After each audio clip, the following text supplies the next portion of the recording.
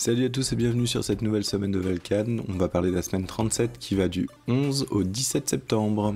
Cette semaine, j'ai continué à travailler en tant que projet sur l'univers JDR Academy, donc on va voir comment on va sortir ce genre de petites choses. En tout cas, les membres du Discord de la JDR Academy ont commencé à avoir des avant-goûts de ce que ça pourrait être, donc c'est plutôt cool. On va voir si on fait des épisodes bonus, si on fait autre chose. Enfin, bref, pour le moment, rien n'est fixé, mais en tout cas, il y a de la matière, il y a des choses qui sortent et c'est plutôt intéressant. J'ai aussi repris mes montages d'Actual Play pour la JDR Academy, puisqu'on a pas mal d'épisodes qui sont en stand-by et du coup il fallait quand même que je me bouge un petit peu et que j'avance là-dessus. Sinon, niveau jeu de rôle, j'ai eu quelques idées que j'ai partagées pareil sur le Discord de la JDR Academy autour du jeu de rôle Cthulhu Dark, donc un jeu de rôle qui est très light pour faire des histoires à la Cthulhu, enfin des histoires à la Lovecraft plutôt, donc on n'est pas sur des investigateurs avec des bâtons de dynamite qui vont faire exploser des temples, mais plutôt sur des histoires où à la fin tout se finit mal pour les joueurs, plus proche des nouvelles de Lovecraft, et du coup j'ai eu quelques idées notamment sur la gestion de la santé mentale ou la gestion des différentes jauges de folie, histoire de pouvoir amener un petit peu de finesse et peut-être un petit peu plus de durée de vie aux personnages dans ce jeu. Donc voilà, tout est partagé sur le Discord de la JDR Academy. Pour le moment c'est du brouillon, mais dès que j'ai quelque chose un peu plus construit, je reviens vers vous. Alors vous savez que je regarde en ce moment l'art du rangement avec Marie Kondo, et j'ai lu un article relié à cette émission de Netflix, un article qui s'appelle Millennials Burnout is being televised. Pourquoi je suis tombé là-dessus? En fait, c'est en cherchant un petit peu sur un des épisodes de l'art du rangement de Marie Kondo, il y a un couple homosexuel qui commence à ranger, et je me suis demandé, mais tiens, est-ce que ils vont se marier au bout de 3 ans, là ils vont faire du rangement pour que leur famille arrive? Qu'est-ce qui leur a arrivé depuis le temps en fait, à la fin de l'émission? Et en fait, en cherchant ça, je suis tombé sur cet article, et j'ai trouvé ça très intéressant, puisqu'en fait, dans cet article, il y a déjà la définition de millennials. Alors, je sais pas si vous la connaissiez ou pas, mais en tout cas, moi, je me suis toujours dit, les millennials, c'est pas forcément ma génération, c'est la génération d'après. En fait, pas du tout. Les millennials, c'est la génération qui va de 80 à 96 à peu près. Donc, ça fait quand même assez large, et il se trouve que je tombe en plein dedans. Donc, voilà. Donc, déjà, je me suis dit, tiens, bon, c'est ok, ça va parler de personnes qui sont nées sur les mêmes tranches que moi, sur les mêmes tranches d'années que moi, donc je vais écouter. Et là, en fait, à travers le show de Marie Kondo, à travers la mise en scène qui est faite, en fait, l'article analyse en fait des travers de la génération millennials, et notamment le fait que les premières étapes du succès, elles sont principalement visuelles, que on est une génération à qui on a appris qu'il fallait que toujours plus, c'était mieux. Là où Marie Kondo, sa méthode, c'est plutôt le moins est mieux. Mais bon, voilà. Donc on arrive à ce genre de choses, et à travers l'épisode de Marie Kondo, l'article déroule en fait toute une étude, toute une recherche autour des millennials et autour de leur mal-être, et notamment de pourquoi cette génération fait plus de burn-out que la précédente. Donc voilà, je vous invite à lire cet article. Je me suis retrouvé en fait dans beaucoup de points de cet article. C'était même effrayant. Je me suis retrouvé aussi dans les choses où on dit qu'on passe trop de temps au travail, qu'on néglige un petit peu la vie perso, qu'on se met la pression pour essayer de faire les choses de la meilleure façon possible, et qu'on court derrière toujours à un besoin de reconnaissance qui ne nous est jamais réellement donné. Si tous ces sujets ça vous parle, je vous invite à lire l'article, et je vous dis bonne nouvelle, vous n'êtes pas seul, ça touche toute une génération. Du coup, cette semaine, j'ai continué à regarder l'art du rangement avec Marie Kondo. Alors, j'ai pas encore terminé, donc je vous en dirai plus quand j'aurai terminé toute la série. J'ai regardé aussi une vidéo YouTube qui s'appelle 8 simples habitudes japonaises qui vont rendre votre vie meilleure. Ça m'a pas apporté grand chose, c'est drôle à regarder. Au final, je suis pas sûr que les conseils soient réellement applicables ou vérifiables dans la vie. Au final, ce sont plein de petites choses qui sont plutôt liées à la culture japonaise, et même si potentiellement il peut y avoir des points et des choses intéressantes à prendre, c'est quand même... bon, c'est pas foufou non plus. J'ai regardé 2 animés, le premier les One Punch Man, donc j'avais mis en pause un petit peu, et là j'ai repris avec la saison 2, donc toujours aussi drôle. Je suis très content d'avoir regardé cette saison, ça m'a bien plu, je l'ai vraiment bingé, je crois que j'ai mis même pas 2 jours pour la regarder.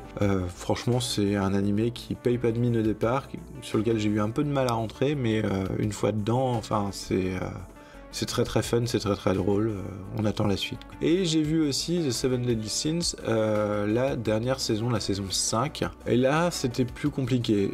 C'est rare que je mette toute une saison en vitesse x 1,5 sur Netflix, mais là c'est le cas parce que en gros le combat final dure toute la saison avec une espèce de série d'épisodes filler à la fin, histoire d'arriver aux 24 épisodes. Bref, ça a vraiment perdu de la dynamique, ça a vraiment perdu de l'intensité, c'était beaucoup plus sympa dans les premières saisons.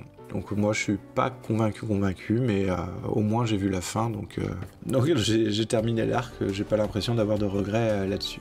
Sinon, cette semaine, j'ai écouté un épisode de Tech Café, donc un orbe pour les certifier tous. Donc là, beaucoup de drama autour des cryptos, beaucoup de drama autour de l'IA, un épisode placé sous le signe des animaux, parce qu'entre le raton laveur, les caniches cocaïnomanes et les castors des processeurs, ça commence à faire une sacrée ménagerie.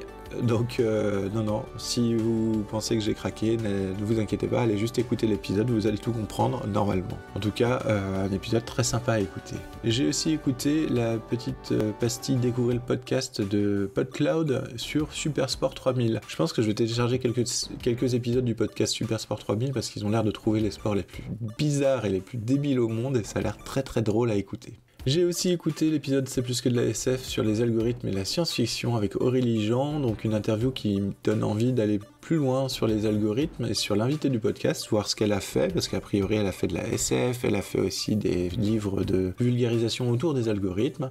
J'ai un peu du mal à comprendre tout ce qu'elle raconte, notamment pour le lien entre le fait qu'il y ait des mutants, donc il y a des algorithmes dans tel film. Là j'avoue que j'ai pas tout saisi, mais sinon j'ai trouvé le reste de l'interview très intéressant. J'ai aussi écouté l'épisode Comment nourrir la créativité de Relife.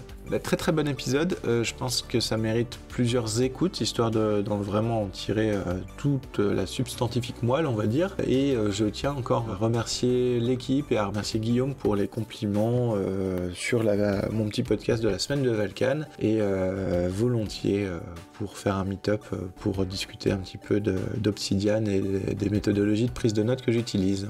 J'ai écouté le dernier épisode de la JDR Academy, donc un épisode fait par les copains que je ne connaissais pas, que je n'avais pas écouté. C'est sur du dungeon crawl classique, Lumière sous le Mirador, donc fait à partir d'un scénario donc de la personne qui tient la chaîne Coup Critique. Pour le moment, ça part très très bien, j'ai hâte à la suite, donc voilà, à écouter puisque déjà c'est un des autres podcasts auxquels je contribue, et puis ensuite, non, pour le coup, là, l'aventure donne envie de savoir ce qui va se passer. En parlant de la chaîne Coup Critique, j'ai écouté leur épisode sur la critique de Delta Green, donc un épisode très sympa. Ça m'a donné envie de reprendre la lecture du dernier Delta Green, donc la nouvelle version, celle qui s'est séparée en fait de la base de l'Appel de Cthulhu pour en faire un jeu indépendant. Et surtout, j'ai découvert dans ce podcast une série qui s'appelle Evil, qui a l'air d'avoir ses sources d'inspiration autour de Delta Green, X-Files et autres. Donc je ne connaissais pas, donc je vais essayer de voir comment la trouver. Je crois qu'elle est sur Prime, mais je ne suis pas sûr. En tout cas, voilà, ça me donne une petite série à regarder en plus.